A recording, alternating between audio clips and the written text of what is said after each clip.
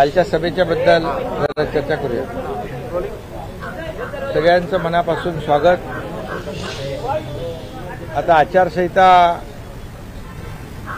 सुरू झालेली आहे, त्यामुळे आपली बऱ्याच दिवसानंतरची भेट होते, कारण मध्ये सगळे कार्यक्रम आचारसंहिता लागू व्हायच्या अगोदर उद्घाटन, भूमिपूजन, लोकार्पण आणि सरकारने जी 1.5-2 वर्षामध्ये केलेली कामं, याचं जे काही लोकांना त्याचा फायदा व्हावा म्हणून आम्ही सगळेच जण भूमिपूजनात आणि लोकार्पणामध्ये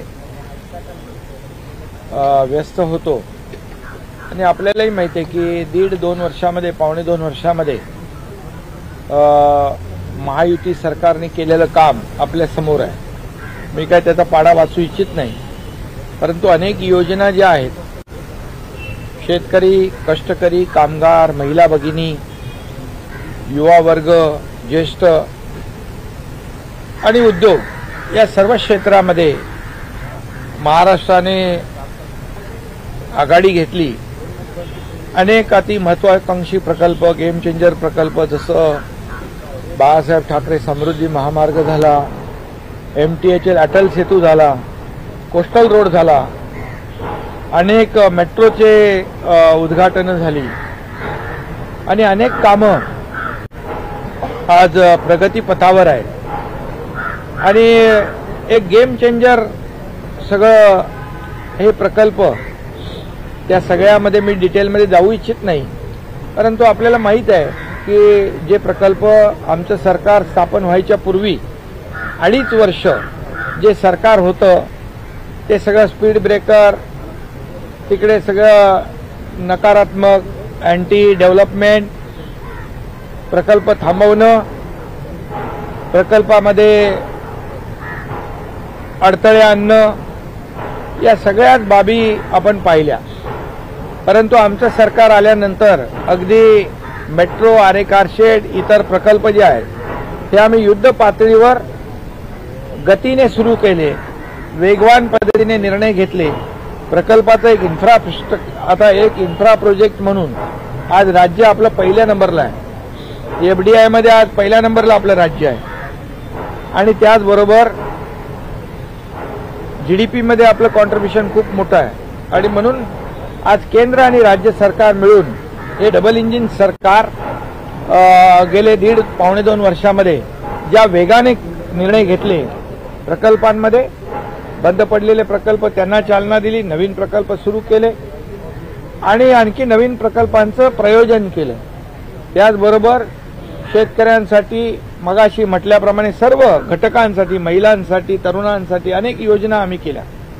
त्या योजनांमध्ये मी जाऊ इच्छित नाही, आपल्याकडे योजना आलेल्या आहेत। अगदी पहिल्या कॅबिनेटपासून शेवटची कॅबिनेट झाली, या 55 कॅबिनेटमधून जवळपास 500 निर्णय आम्ही राज्य सरकारने घेतलेले, सर्वसामान्यांच्या हिताचे निर्णय, तेही आपल्या समोर आहेत। आणि म्हणून एक प्रॉस्पेरिटी, एक पॉझिटिव्हिटी या राज्यामध्ये आणण्याचा आमचा प्रयत्न जो होता, त्यामध्ये आम्हाला यश मिळालेलं आहे।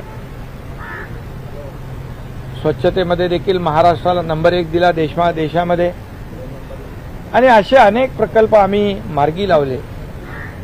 याबद्दल आमचे सर्व मंत्रिमंडळातील सहकारी, दोन्ही उपमुख्यमंत्री, मंत्रिमंडळातील सहकारी, आमदार, सगळ्यांचंच मनापासून याच्यामध्ये योगदान आहे।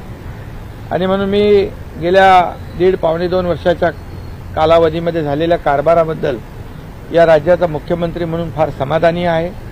लोकांमध्ये एक सरकारच्या बाबतीमध्ये एक पॉझिटिव्ह परसेप्शन तयार झालेलं आहे। एक ॲक्सेसेबल सरकार आणि प्रो पीपल सरकार, प्रो ॲक्टिव्ह सरकार, अशी जी काही सरकारच्या बद्दल एक भावना आणि परसेप्शन लोकांमध्ये क्रिएट झालेला आहे, यासाठी नक्कीच याचा फायदा आम्हाला येणाऱ्या आणि लोकसभेच्या निवडणुकांमध्ये नक्की होईल।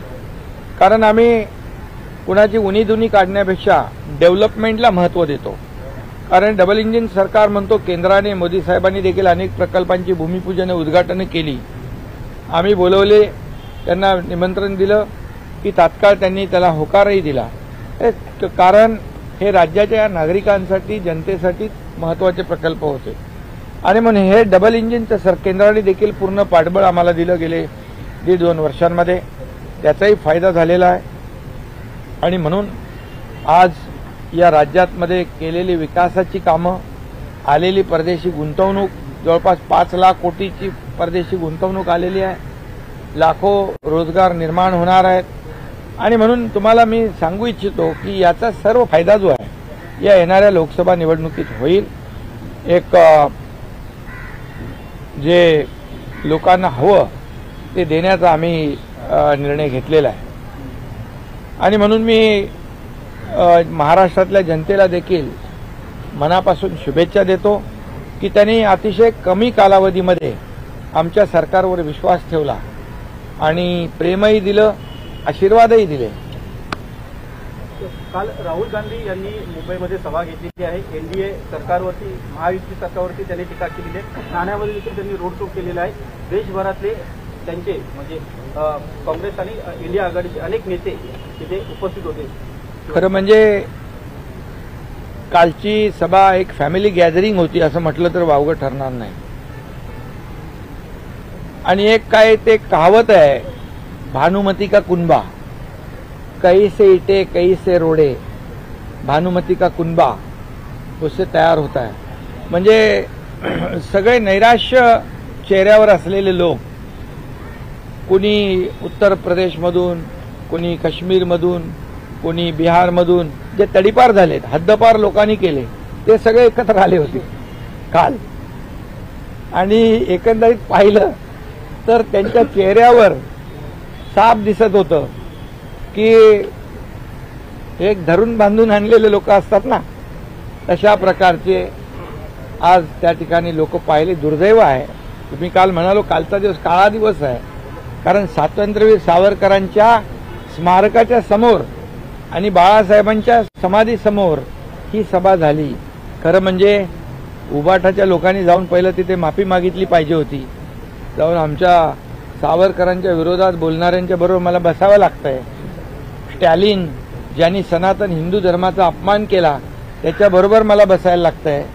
मुफ्ती मोहम्मद आणि ते कोण तिकडचे फारुख अब्दुल्ला त्यांच्याबरोबर मला बसायला लागतंय, तर ती माफी त्यांनी मागायला पाहिजे होती खरं म्हणजे। आणि त्याचबरोबर आता काल एक शब्द बंद झाला, माझ्या तमाम हिंदू बांधव भगिनींनो। आता पूर्वी हिंदू हृदय सम्राट बाळासाहेब, हिंदू हृदय सम्राट म्हणायला देखील जीभ कचरायची, आता कालही तो शब्द माझे तमाम हिंदू बांधव तोही तुम्हाला जाणवलं की नाही, तोही रद्द झाला। यावरून आज लक्षात आलं की बाळासाहेबांचे विचार, त्यांची भूमिका, त्यांचं धोरण, त्यांची आयडिओलॉजी हे सगळं सोडलं आणि म्हणून तर आम्हाला हा निर्णय घ्यावा लागला त्यांना सोडण्याचा आणि बाळासाहेबांचे विचार पुढे नेण्याचा, त्यांच्या विचारांचं सरकार स्थापन करण्याचा। त्यामुळे काल जे काही अबकी बार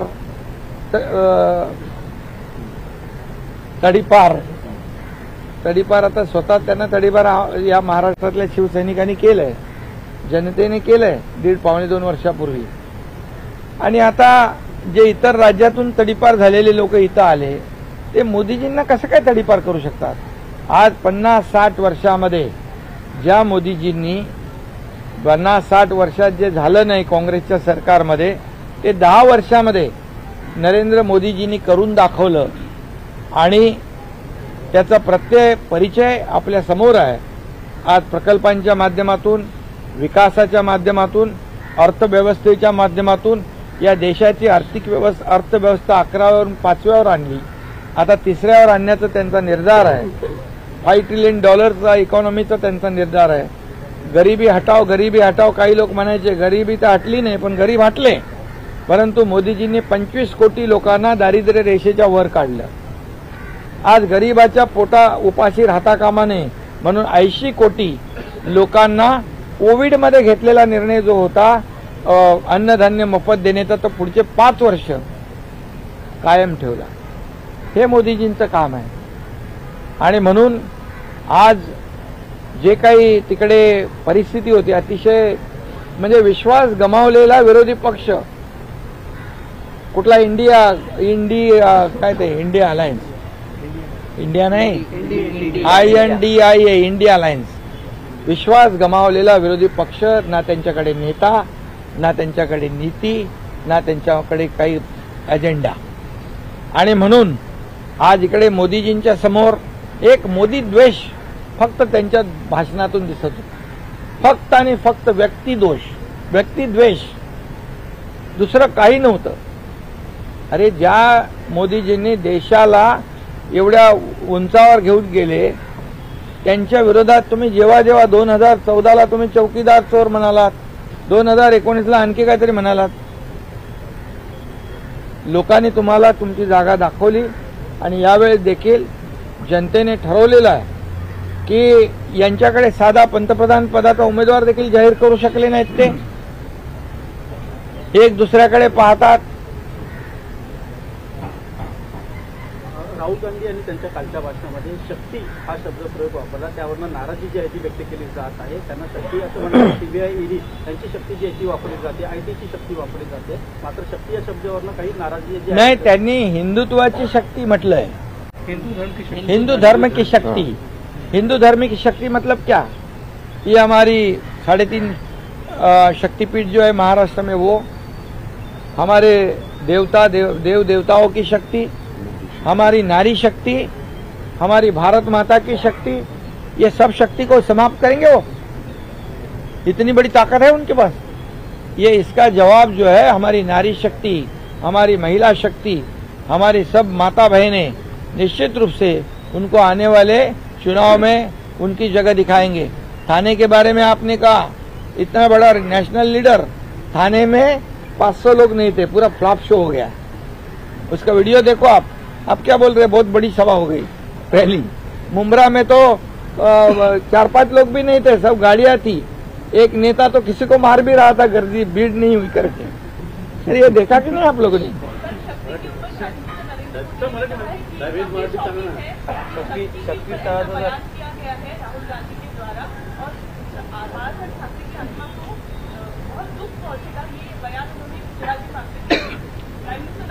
सही बात है उनकी.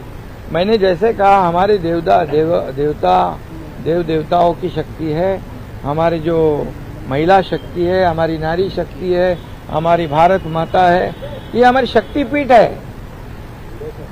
और इस शक्ति के बारे में उन्होंने जो भाषण में उन्होंने कहा है हिंदू धर्म की शक्ति आज अयोध्या में राम मंदिर बन गया ये शक्ति है. और ये हिंदू धर्म की शक्ति खत्म करने वाला अभी तो जमीन पे पैदा नहीं हुआ है. और इसलिए आदरणीय प्रधानमंत्री जी ने जो कहा है सच है कि इनको आने वाले चुनाव में ये शक्ति उनकी जगह दिखाएंगे और निश्चित रूप से उनको उसका भुगतान करना पड़ेगा. असं सांगितलंय उमर अब्दुल्ला यांनी महाराष्ट्र सदन काश्मीरमध्ये होऊ देणार नाही असं सांगितलेलं आहे. ऑक्टोबरमध्ये विधानसभा निवडणूक होती त्यावेळेला आम्ही कसं होतं ते पाहू असं त्यांनी म्हटलं. मग हेच तर दुर्दैव आहे की जे भक्त आपले अमरनाथ यात्रेला जातात अमरनाथ यात्रेला जाणारे यात्रेकरूंसाठी मी स्वतः तिकडच्या राज्यपालांना विनंती केली की इकडे महाराष्ट्र भवन पाहिजे. ते त्यांनी मान्य केलं आणि फारूक अब्दुल्ला म्हणतात मैं नहीं होने दूंगा. किती द्वेष है ये द्वेष ये उबाटो को मान्य है ना मान्य है. त्यांच्या मांडीला मांडी लावून बसले. महाराष्ट्र भवन होऊन देणार नाही आणि त्यांच्या बाजूला बसता हे काय हे किती लांछनास्पद आहे किती दुर्दैवी आहे. उद्धव ठाकरे यांना 5 मिनिटं काल भाषण करण्यात आलं त्यावर देखील टीका होती. आपली काय प्रतिक्रिया. नाही त्यांना जे 5 मिनिटं दिली यावरून त्यांची पत जी आहे उदय त्यांची पत जी आहे ना 5 मिनिटं भाषण करायला दिली त्यांची पत जी आहे ती त्या कालच्या सभेमध्ये दिसली. आता त्यांच्याकडे आमदार खासदार शिवसेना नाही आहे त्यामुळे त्यांच्या पक्षाच्या ताकदीप्रमाणे त्यांनी दाखवलं. जिथं बाळासाहेब शिवतीर्थावरून भाषण करायचे देशाला मार्गदर्शन करायचे देशाला दिशा द्यायचे ती कालची केविलवाणी परिस्थिती पाहिली आम्ही. शिंदे सर मल्लिकार्जुन खरगे यांनी विधान केलं की तुमच्या नेतृत्वाखाली काही जे आमदार गेले किंवा अजितदादांच्या नेतृत्वाखाली आमदार गेले ते केंद्रीय यंत्रणांच्या दबावाखाली गेले, राहुल गांधींचाही तो सुरू होता आणि जे गेले त्यांना कदाचित बाहेर घेऊन माघारी घेऊन आल्या, त्यांचा पराभव हा निश्चित आहे अशा स्वरूपाचं वक्तव्य होतं. त्यांनी एकदा असंही वक्तव्य केलं होतं. त्यांना विचारलं होतं अभी देश में सत्ता आपकी आएगी, क्या क्या होगा, तर ते म्हटले होते बकरीद में बचेंगे तो मुहर्रम में नाचेंगे. ते जर तपासून घ्या. खारगे त्यामुळे त्यांच्या स्वतःवरच विश्वास नाही. ते आमच्याबद्दल कशाला काय बोलण्याची गरज आहे. अरे आम्ही छाती ठोकपणे गेलो, आम्ही बोलत गेलो, लपून छपून नाही गेलो. बाळासाहेबांच्या विचारांची भूमिका घेऊन पुढे गेलो आम्ही. असे भूमिका बदलणारे आम्ही नाही सत्तेसाठी खुर्चीसाठी. शिवसेनेला एकेकाळी अच्युत मानणारे खरगे काँग्रेस आज त्यांचे गळाभेट करतायत. हे पॉलिटिकल कॉम्प्रोमाइज आहे, तडजोड. हे आम्ही नाही करू शकत. शिंदे सर की आम्ही महाराष्ट्रामध्ये 40 पार करू महाविकास आघाडी म्हणतो. कुठून मागून का कुठून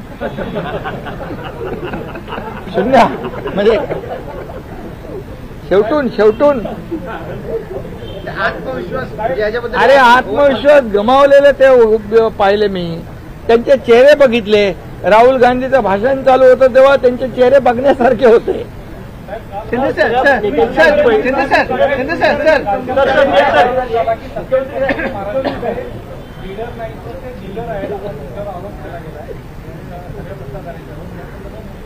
आम्ही खरंच डीलर आहोत. कारण आम्ही डील केली शेतकऱ्यांच्या हितासाठी, माय भगिनींना न्याय देण्यासाठी, तरुणांना रोजगार देण्यासाठी, कष्टकऱ्यांना न्याय देण्यासाठी आणि ज्येष्ठांना न्याय देण्यासाठी आम्ही केलं ना. आम्ही ह्याच्यासाठी केले. पैसे त्यांनी आतापर्यंत केलेल्या डील ते कुठले मोठे घोटाळे झाले 2014 पूर्वी. कोण होतं त्याच्यामध्ये. रोज रकाने तुमच्या वर्तमानपत्रातून मीडियामध्ये यायचे. एक घोटाळा, चारा घोटाळा, कुठला आणखी कोळसा घोटाळा, काय घोटाळे आले. आता एकतरी घोटाळा दाखवा मोदीजींच्या काळात. एक सिंगल डाग नाही त्यांना लावता आला. त्यांच्याकडे आरोप करायला काही नाही म्हणून एक खोटे आरोप करतात. आणि ज्या वेळे 2014ला मोदीजींवर आरोप केले त्यांचं पाणीपत झालं. 2019ला आरोप केले त्यांचं पाणीपत झालं. 2024ला आता आरोप करतात. त्यांना विरोधी पक्ष नेता बनण्या एवढे तरी मिळतील की नाही मला माहित नाही. खासदार मनोज जरांगे पाटील यांनी मागणी केलेली आहे. एक शिवतारेंनी आज भेट घेतली आहे. विषय संपलाय का सर? शिवतारे मला भेटले. मी त्यांना सांगितलं आपली राज्यात महायुती आहे, युती धर्म पाळणं हे आपलं शिवसेनेचं कर्तव्य आहे असं मी त्यांना सांगितलेलं आहे. आणि त्याप्रमाणे ते गेलेत. त्यांची आता तब्येत ठीक नाही, त्याचं ट्रीटमेंट सुरू आहे. आणि मला वाटतं महायुतीमध्ये आमचे सर्व कार्यकर्ते शिवसेना पूर्णपणे जिथं ज्याचा कॅन्डिडेट असेल त्याला पूर्ण ताकदीने मदत करून निवडून आणणार.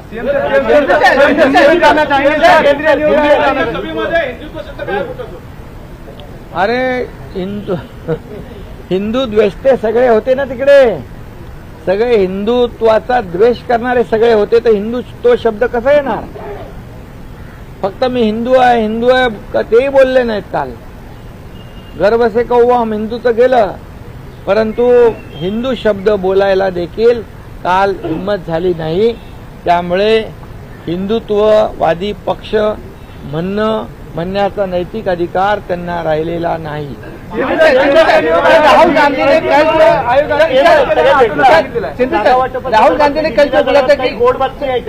गांधी ने बोला था कि हिंदुओं को लेकर शक्ति, उसको लेकर बाद उनके नेता मल्लिकार्जुन खरगे ने डैमेज कंट्रोल करने की भी कोशिश की. तो क्या राहुल गांधी तैयारी करके नहीं कोई आते हैं या जानबूझ के विवादित वाला बयान देते हैं? क्या लगता है सर उसको?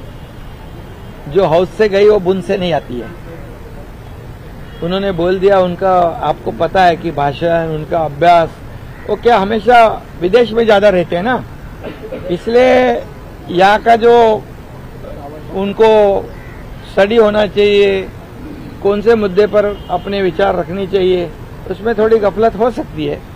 लेकिन उन्होंने जो कहा है कितना भी डैमेज कंट्रोल करें नहीं हो सकता है। उन्होंने तमाम आदि शक्ति, स्त्री शक्ति, नारी शक्ति, हमारे देव देवताओं का अपमान किया है और ये अपमान का बदला हमारे देश की जनता जरूर लेगी। जागा वाटप कधी होणार आहे, महायुतीचं जागा वाटप नेमकं कधी होणार आहे आणि बाळासाहेब ठाकरे ने हिंदुत्व का बिगुल फूका था। कभी ऐसी स्थिति में इधर बिगुल बंद हो गया हो। उद्धव ठाकरे सही मायनों में जिस प्रकार से बाळासाहेब ठाकरे ने हिंदुत्व का मुद्दा उठाया था, कहीं न कहीं उसको जो है वो उसी जमीन पर गाड़ रहे हैं जहाँ वहाँ हाँ, वहीं से शिव तीर्थ पे शिवाजी पार्क से ही बाला साहब ने हिंदुत्व की गर्जना की थी और शिवाजी पार्क पर अभी सभा लेने का नैतिक अधिकार उनको नहीं है, क्योंकि बाला साहब के विचार उन्होंने गाड़ दिए। बाला साहब के विचार को उन्होंने सत्ता और लालच में छोड़ दिए और जो बाला साहब के विरोधी विचार वाले, जो कांग्रेस, बाला साहब कहते थे अगर मेरी कांग्रेस होने लगी तो मैं मेरी दुकान बंद करूंगा। अभी उनके साथ ही ज्वाइंट वेंचर में दुकान चालू किया है इन्होंने।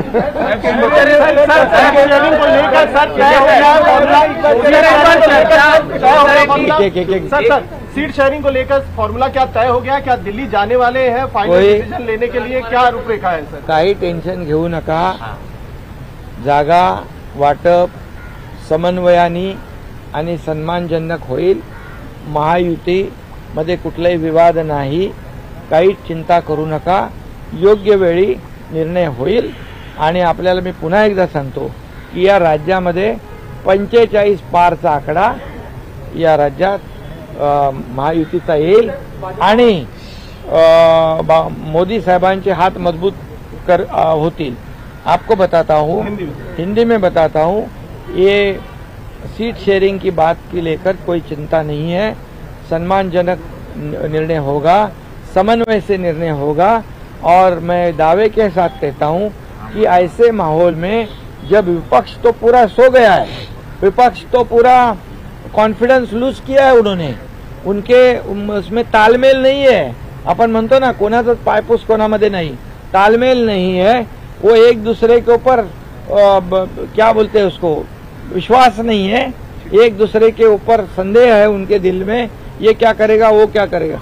ऐसे परिस्थिति में जो 1.5-2 साल में हमने जो काम किया है, इस राज्य में का विकास किया है और केंद्र में मोदी जी ने 10 साल में काम किया है, उसका पूरा जो आज इस चुनाव में नतीजा आपको दिखेगा और 45 से ज्यादा सीटें महाराष्ट्र से आएगी और मोदी जी ने कहा है कि अब की बार 400 पार निश्चित रूप से आंकड़ा होगा।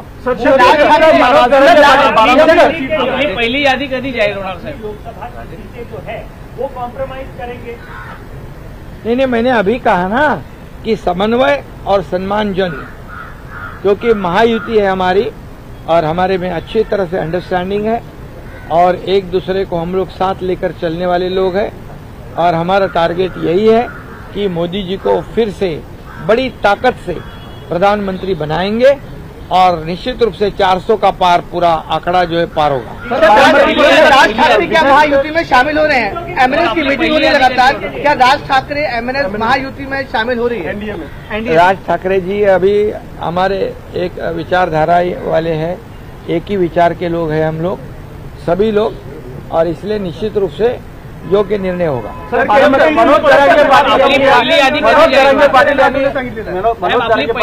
मराठा आंदोलनावरती जे राजकीय गुन्हे दाखल झाले ते मागे घेण्याची मागणी केलेली आहे, त्या संदर्भातली कारवाई काय कुठपर्यंत आलेली आहे? मी याच्यावर परवाच्या दिवशी पण बोललो की आपण त्यांच्या मागणीप्रमाणे जस्टिस शिंदे कमिटी आपण गठीत केली, ते काम सुरू आहे।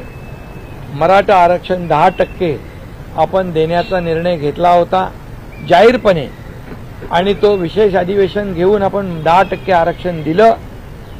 ते आरक्षणाचा लाभ मराठा समाजातल्या तरुणांनी जास्तीत जास्त घेतला पाहिजे। आता पोलिसांची भरती सुरू आहे, त्याचा फायदा त्यांना होईल। कोर्टामध्ये काही लोक गेले होते परंतु कोर्टाने त्याला स्टे दिला नाही। सरकारने राज्य हायकोर्ट आणि सुप्रीम कोर्टमध्ये कॅवेट फाईल करून ठेवलेला आहे। त्यामुळे मराठा आरक्षण आम्ही म्हणत होतो की मराठा आरक्षण टिकणारं कायद्याच्या चौकटीत बसणारं आरक्षण आम्ही देणार आणि आम्ही शब्द पूर्ण केलेला आहे, शपथ पूर्ण केलेली आहे आणि कुणबी प्रमाणपत्र देण्याचं काम सुरू आहे आणि त्याचबरोबर जे गुन्हे दाखल आहेत हे गुन्हे दाखल करण्याचे जसं जे आम्ही त्यांना नोटिफिकेशन जे आहे कुणबीचं सगळे सोयरेंचं त्याला जी 8 लाख ज्या हरकती आलेल्या आहेत त्याच्या बाबतीमध्ये स्क्रुटिनी सुरू आहे, छाननी सुरू आहे. तसंच या बाबतीत देखील जे गुन्हे म्हणजे नॉन सिरियस आहेत, लोकशाहीमध्ये आंदोलन घेतलंय, सभा घेतल्यात, रॅली काढलेल्या आहेत, त्यामध्ये काही गुन्हे दाखल झालेत, काही रस्ता रोकोमध्ये गुन्हे दाखल झालेत. हे पहिल्या टप्प्यामध्ये त्याची स्क्रुटिनी सुरू आहे आणि सरकार पूर्ण सकारात्मक आहे. ते जे नॉन सिरियस गुन्हे आहेत ते सरकारने काढण्याचा निर्णय आचारसंहिता लागू व्हायच्या अगोदरच घेतलेला आहे.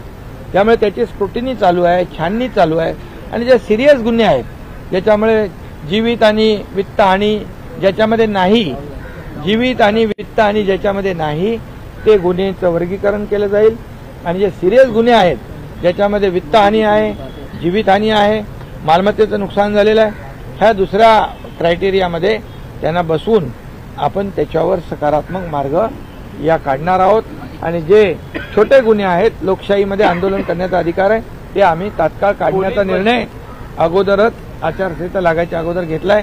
ती छाननी सुरू आहे आणि ते लवकर निर्णय होईल. शेवटचा प्रश्न आहे, पोलीस प्रशासनाची मर्यादा ओलांडणारे जे तरुण आहेत त्यांच्याबाबत काही वाढवून मिळणार आहे का? सर शक्ति वाले बयान पर राहुल गांधी ने कहा है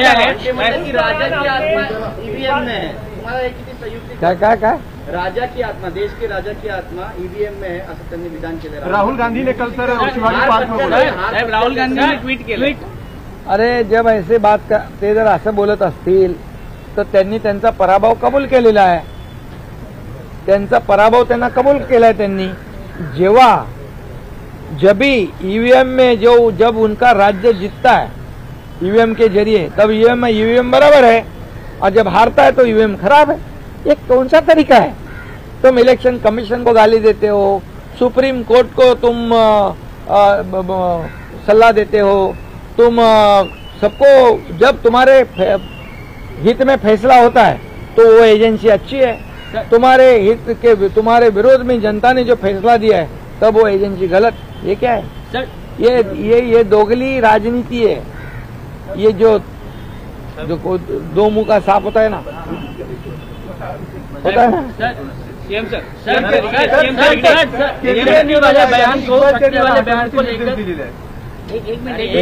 ते तपासून घेऊ आपण आणि निवडणूक आयोगाचा आदर आम्ही राखणार आहोत. राहुल गांधी बयान को लेकर राहुल गांधी ने ट्वीट किया है. उन्होंने कहा कि मोदी जी को मेरी बातें अच्छी नहीं लगती, किसी न किसी तरीके से उन्हें घुमाकर वो उसका गलत अर्थ निकालते हैं और बदलने की कोशिश करते हैं क्योंकि उनको पता है कि मैंने गहरी सच्चाई बोली है. जिस शक्ति का उल्लेख उन्होंने किया है, जिस शक्ति से हम लड़ रहे हैं उस शक्ति का मुखौटा मोदी जी हैं. देखो ये आज बोलने से क्या फायदा है? मैंने पहले कहा है जो हाउस से गई वो बुन से नहीं आती है. समझ गए कि नहीं?